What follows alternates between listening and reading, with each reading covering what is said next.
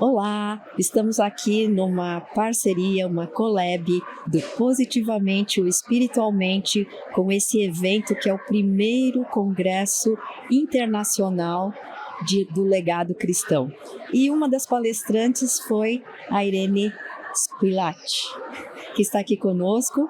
Ela vem da Bolívia e ela vai estar compartilhando um pouco aqui sobre aquilo que ela palestrou aqui no evento, e aí nós vamos seguir batendo um papo aí sobre as especialidades dela, que são muitas. Então pode começar, Irene, bem-vinda, se apresentando aí para o nosso público e dizendo um pouco quais são as suas qualificações, suas experiências de trabalho e tudo que você tem feito aí. Un saludo cordial, obrigado por esta entrevista. Voy a estar falando un portuñol para que as pessoas puedan entender um pouco melhor lo que eu falo. Não falo muito português, mas vamos a poner em prática. Perfeitamente. Vamos a poner en práctica aquí algunas palabras que voy aprendiendo de tantas veces que estoy viniendo a Brasil. Amo Brasil. Es un placer poder estar en este congreso legal cristiano. Considero que es muy importante lo que están haciendo acá para el tema de brindar herramientas prácticas para que las familias puedan producir un cambio en la nación, en la sociedad. Mi nombre es María Irene Squilacci, yo soy abogada de profesión. Tengo una licenciatura en Ministerio Cristiano de Abilene Christian University y una maestría en Divinidad de un seminario de Bolivia. Luego también hice una maestría en Regent University en liderazgo organizacional y comunicaciones globales. Una de las áreas donde Dios me ha llamado más a servir es en el campo de gobierno. Hemos asesorado más de 25 parlamentarios en América Latina y ahora estoy trabajando como directora internacional de la organización y trabajando ahora también en otros continentes del mundo. Considero que una de las cosas más importantes que me gusta aprender, me gusta compartir, es sobre el diseño bíblico de Dios para las naciones. Entender que así como Dios creó un diseño inteligente para la familia, también dio un diseño inteligente para la economía, para la educación, para el gobierno. Y si no conocemos lo que Dios diseñó, no podemos cambiar el diseño pagano que tenemos actual. Entendi. Aumentar o conhecimento para que a gente possa desenvolver habilidades que possam influenciar também a nossa nação. Exatamente. E criar e pôr em prática esse projeto de Deus para as nações. Exatamente. Então vamos conversar um pouquinho sobre isso. Quais são os pontos principais que você acha importante que as pessoas comuns comecem a conhecer e a prestar atenção sobre essa influência que o cristão precisa ter, não só em termos de família ou de igreja, mas em termos de sociedade, na construção de uma nação? Considero que es vital que el cristiano entienda que Dios diseñó el mundo con inteligencia. Este diseño con inteligencia es el manual de cómo debe funcionar la sociedad, de cómo debe funcionar la nación. Los estudios que hemos hecho nos dan la oportunidad de identificar que cuando este diseño ha sido aplicado en ciertos momentos de la historia, ha producido prosperidad, ha producido abençoão en la nación. E tem algum exemplo que você possa nos falar e para que as pessoas possam perceber e lembrar ou que já conheçam? Podemos dar algunos ejemplos históricos. Por ejemplo, Irlanda fue una de las naciones más cristianas del mundo, más aplicado dentro del diseño bíblico. Después del año 400, 500, cuando empezó a haber en la Edad Media en toda Europa, Irlanda estaba llena de un movimiento cristiano liderado por San Patricio. Y San Patricio empezó primero a cambiar y trocar todo gobierno civil. Tiene el libro que se llama Las Leyes de Moisés, que él agarró y enseñaba a los líderes de gobierno sobre cómo tenían que trabajar en el gobierno. Luego empezó a hacer una reunión de oración que duró más de 400 años sin parar. Las personas oraron sin parar. Y luego también San Patricio organizó las comunidades financieramente, la producción de riqueza que trajo una prosperidad impresionante a Irlanda. Fue la nación más próspera. E incluso a pesar que el Imperio Romano existía, Irlanda era una luz para el mundo. De hecho, cuando los bárbaros y cuando el Imperio Romano cayó, Irlanda reconstruyó el mundo y volvió a cristianizar todo el mundo. Entonces, ese es un ejemplo muy histórico sobre una nación, pero un ejemplo actual es Corea del Sur, ¿verdad? Fíjense que hay dos naciones que han sido muy evangelizadas, dos continentes, uno es el sur de Asia y uno es África. África es la nación más evangelizada del último siglo. Tiene más de 50% de cristianos en África. Pero África tiene corrupção, muita pobreza, AIDS, dificuldade na saúde, na estrutura, na economia, en todas as áreas. Entonces, ¿cómo puede ser que el Dios de esa nación es nuestro Dios? Ese es el fruto de creer en el Dios. Entonces vemos a la nación y decimos, no puede ser que esta sea una nación cristiana y esté destruida, sus números son muy tomados. Pero você ve Corea del Sur, al mismo tiempo que fueron a África, fueron misioneros a Corea del Sur. Mas esos misionarios fueron con una visión de transformación y empezaron a influir y a enseñar sobre estos diseños bíblicos de gobierno.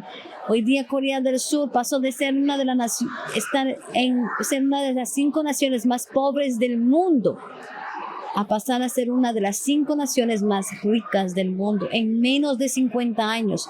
¿Por qué? Por el trabajo de los misionarios que entrenaram líderes para os negócios e para a política. Quer dizer, houve uma intencionalidade diferente na forma de ensinar, na forma de passar os princípios e os valores, com uma visão já de uma aplicação maior, não só na igreja, mas uma aplicação na sociedade. É essa diferença que você está apontando ou tem mais algum ponto que você vê?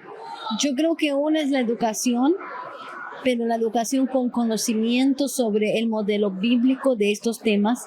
Y la segunda es la intencionalidad de colocar a esta generación entrenada en las posiciones de autoridad. Porque você entrena as crianças, entrena líderes, entrena jóvenes para ser líderes, pero ellos necesitan una red de apoyo para llegar a ocupar lugares de influencia, lugares donde se toman las decisiones. En Corea se organizaron en redes las familias, las iglesias, para entrar y posicionar liderazgos en el gobierno. Un ejemplo claro es que hoy Corea del Sur más o menos tiene un 30% de cristianos evangélicos en población, pero más del 50% del parlamento es cristiano, es más que la población de cristianos. Entonces ahí usted ve que hay una intencionalidad e talvez uma vida de comunidade, porque o pensamento oriental, pelo menos eu vejo, eles vivem mais a vida de comunidade, não tão individual, do que o Ocidente. E talvez essa distribuição de comunidade fez com que eles tivessem uma visão mais de maior influência do coletivo. Não sei se eu consigo passar. Exatamente. Eu creio que isso tem muito que ver e essa comunidade com intencionalidade produz. Fíjese que o LGBT hoje, eles são grupo muito minoritário de las población, pero tienen mucha influencia porque trabajan en equipo. Y sin embargo, los cristianos son mucho más conectados, pero no estamos trabajando en equipo. Entonces, nuestra influencia es menor. Si nosotros trabajamos en equipo, nuestra influencia va a ser mais profunda. Vamos falar um pouquinho do Brasil, né? Estamos aqui no Brasil. Como é que você vê essa inteligência de Deus nessa planta, né, que ele tem para a nação?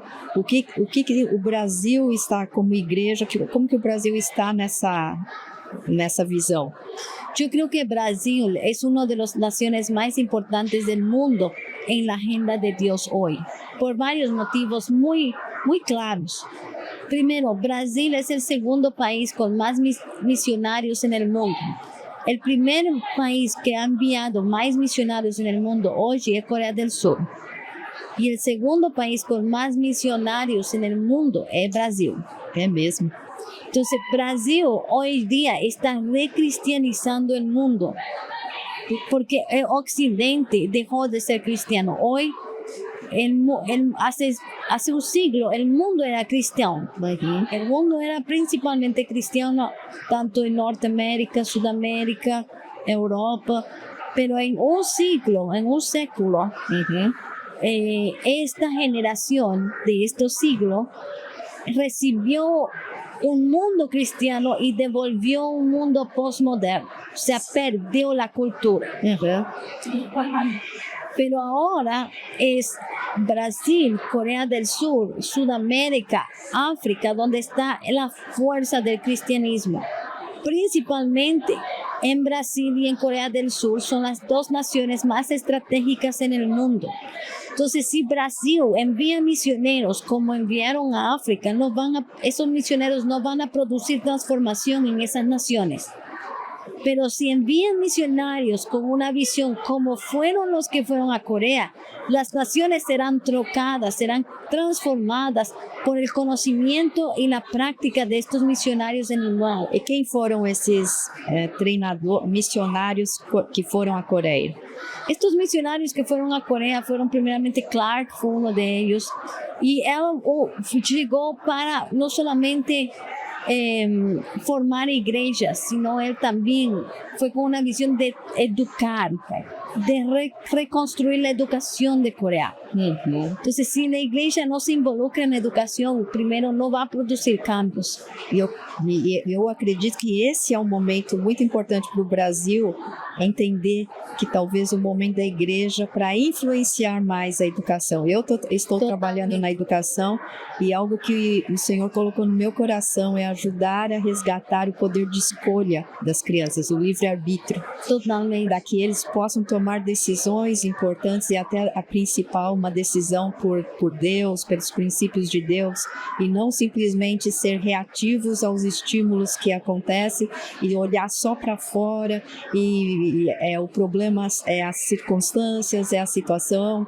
ou é o social e não internamente o poder de escolha, de decisão. Então a educação nesse sentido talvez tenha um fator, uma participação muito importante, né? Como que você vê que a educação poderia influenciar aqui no Brasil nesse papel? Yo creo que primero debemos recuperar la educación en casa. Creo que hoy cada vez más las escuelas, los colegios se han convertido en un centro de entrenamiento más del enemigo. Entonces, hay lugares donde uno no tiene opción donde enviar a su hijo a un colegio. Entonces, tener la capacidad y la libertad de educar a su hijo en casa es muy importante. La segunda es que toda iglesia debe tener su escuela. Yo considero que la iglesia debe tener escuela para las crianças. Tanto puede ser de la misma comunidad, como también de afuera. Tener una escuela que permita tener una educación verdaderamente cristiana.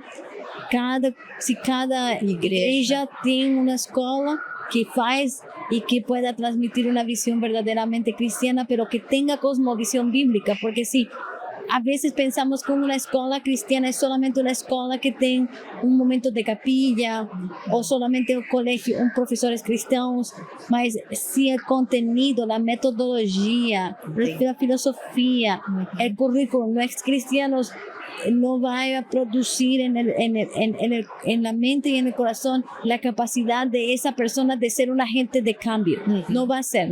Puede amar a Cristo con su corazón, pero tiene que amar a Dios también con su mente. Entonces tienen que tener conocimiento sobre cómo prácticamente solucionar los problemas de la sociedad. Ese conocimiento tienen que darlo en la escuela. Entonces esas dos cosas creo que es fundamental que empecemos a hacer en Brasil. Tanto la formación de escuelas y fomentar el homeschooling, ambas deben ir de la mano. Inclusive, eu comprei um domínio que se chama A Igreja pela Infância. porque esse ano de 2024 eu quero lançar um movimento para unirmos as igrejas, para entender o papel importante da fundamentação do caráter, da construção do ser humano na infância.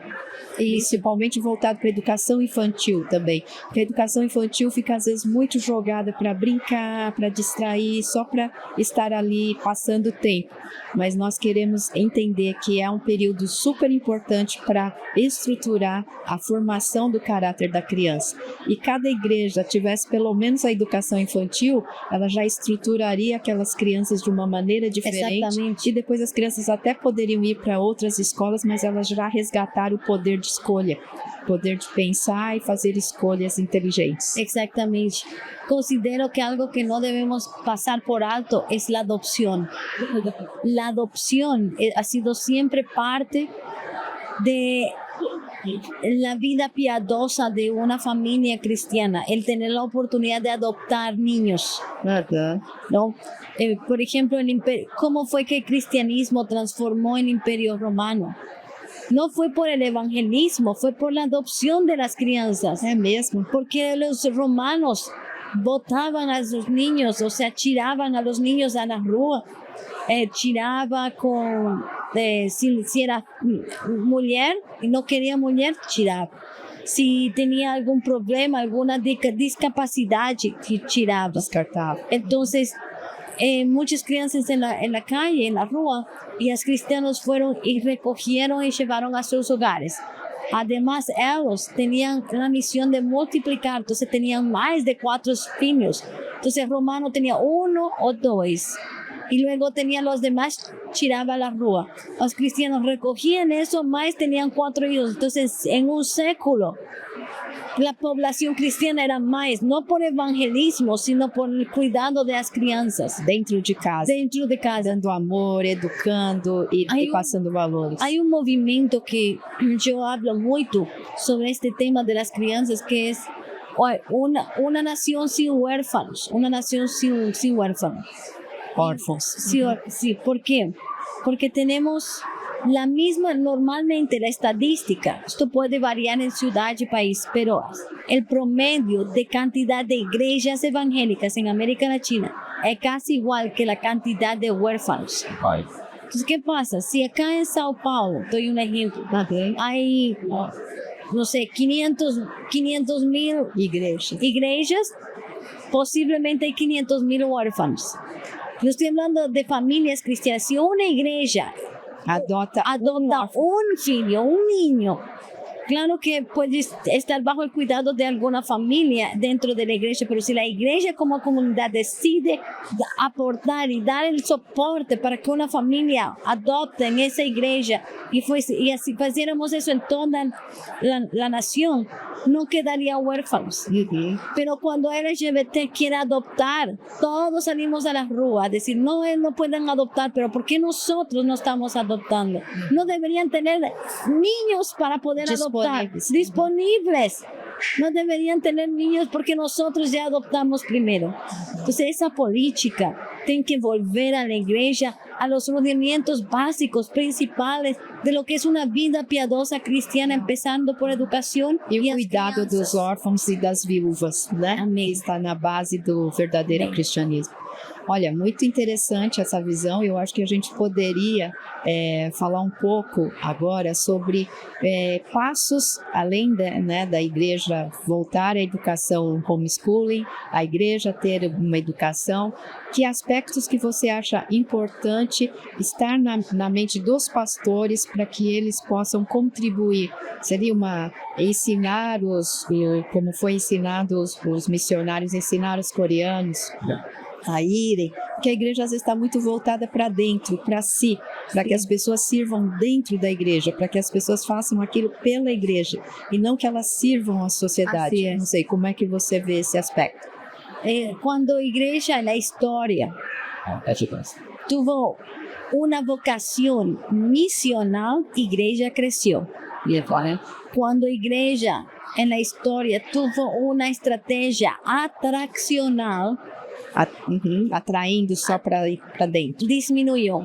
Entonces estamos... Qual que é a diferença A entre diferença... uma filosofia tradicional, aí em espanhol, misional. e uma missional? Misional atraccional. Es que la misional es la que va fuera de la iglesia, la que las personas salen afuera. Por ejemplo, la predicación en las ruas se ha perdido. Era muy común tener predicadores en las ruas, predicando palabra en mercados, en centros comerciales. O sea, era muy común hace un século, ¿no? Yo recuerdo de muy pequeña, siempre era normal ver un predicador en la rua. Hoy eso ya no hay. Ahora es...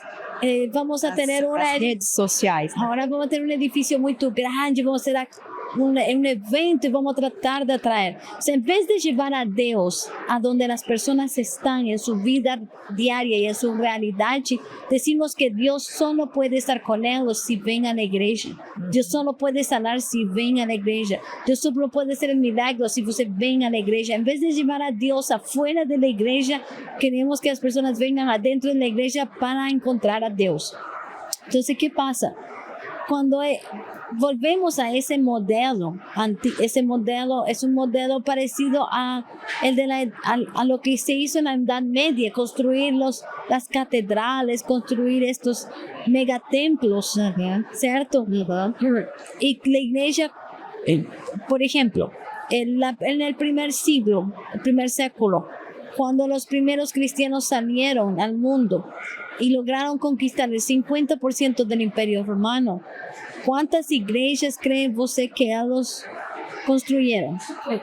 Não faço ideia. Cero.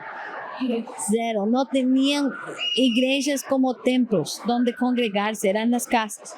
Entonces, 300 años, la iglesia por 300 años nunca tuvo un templo oficial, una iglesia con templo, con edificio donde congregarse. Mas fue cuando la iglesia más rápido creció. Cuando la iglesia empieza a institucionalizarse y tener este modelo de auditório, de atraer muito, es cuando la iglesia disminuye el crecimiento. Ahora, yo no estoy en contra de edificios, de templos. Yo creo que son necesarios para entrenamiento, para educación, tener condiciones, tener alabanza. Mas tenemos que permanecer en el modelo misional. Podemos tener templos, pero es el modelo. Tenemos que permanecer en eso de enviar afuera, de salir afuera, de llevar a Dios a las personas en donde las personas están, sin condición. Porque Dios a nosotros no nos puso condición cuando nos llamó. Él nos encontró como estábamos y dónde estábamos. Entonces, llevar a Dios donde las personas están es muy importante. Sacar a igreja de las quatro paredes es muy importante. E como você vê agora a tecnologia nesse andamento, nesse papel da igreja? Creo que la tecnología es un vehículo para salir afuera. Es un medio de comunicación para encontrar a la gente donde la gente está. Pero el tema de la comunicación no es un problema. La comunicación sabemos que tenemos que usarla. El problema es cómo usamos. Entonces, ¿qué estamos haciendo? A veces hacemos programas de comunicación que solo ven los cristianos porque son cristianos. Entonces, tenemos canal de televisión cristiano, radio cristiano. Entonces, lo que hacemos es separarnos del mundo. En vez de crear un medio de comunicación, una radio que sea para todos, que no necesariamente sea cristiana, sino que en realidad sea para todos con temática y que lleve los principios con él. Entonces, tener información, noticias, hablar de política, hablar de economía, hablar de fútbol, hablar de todo, pero bajo unos principios cristianos que pueden estar ahí, mas estamos hablando a la sociedad en su conjunto. No solamente estamos diciéndole arrepiéntete y solamente mensajes de salvación todo tiempo, o siempre solo se habla de actividades de iglesia, o la predicación del pastor es todo el día. Entonces, ¿qué pasa? Una persona que no es cristiana nunca va a ver ese medio. Entonces, já está segmentado. Eu ouvi uma experiência interessante de um cristão que ele colocou na internet um site lá dizendo como se suicidar.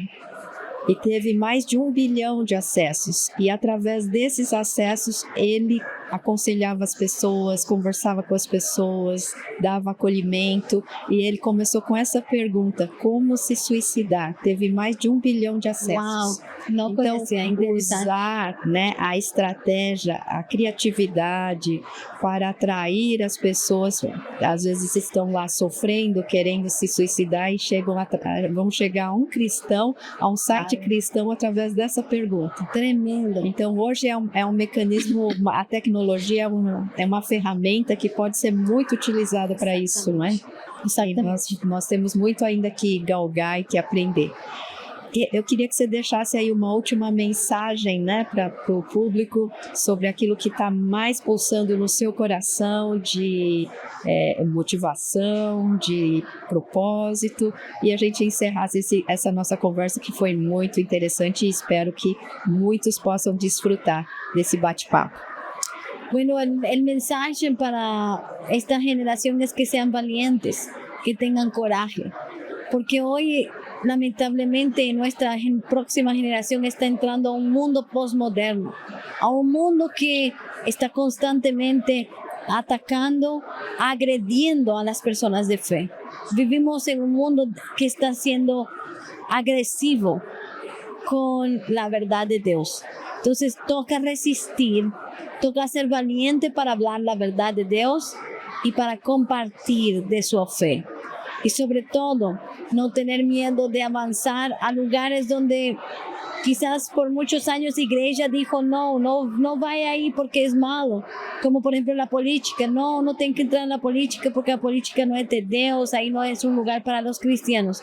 Necesitamos levantar nuevos Moisés, que así como Dios le dijo que levante la serpiente que estaba en el suelo, porque Dios, así como lo protegió de la serpiente, le dijo a Moisés, así también te voy a proteger del faraón, y te lo envió al faraón a confrontar el líder político más poderoso de su tiempo.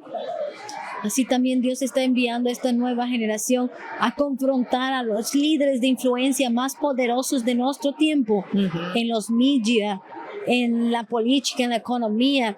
Y sin temor podemos confrontar estos liderazgos y decir que hay una manera diferente de vivir que produce un fruto lleno de justicia para las naciones. Necesitamos una nueva generación valiente y con coraje, que no tenga miedo a protestar, que no tenga miedo a alzar la voz, que no tenga miedo a hablar la verdad. Amém. Não sei se você conhece Milagros Aguayo, do Peru. Eu conheço, é seu esposo Guilherme. Minha amiga também. Ela hoje senadora, pastora. Sim, muito valiente. No Senado, muito corajosa, e na política, e lutando pela família lá, em meio a congresso e tudo mais. Muito bacana. Obrigada, Irene, pelo seu tempo aqui. Muito obrigada por vir ao Brasil, nos abençoar, trazer a sua palavra, trazer a sua contribuição, e espero aí que vocês possam assistir e desfrutar da sabedoria, do conhecimento e desse coração que Deus tem colocado na Irene, e também levar adiante esse mesmo propósito de influenciar a nossa nação e conhecer o plano inteligente que Deus tem para formar uma nação. Amém? Obrigada. Obrigada, um prazer. Obrigada.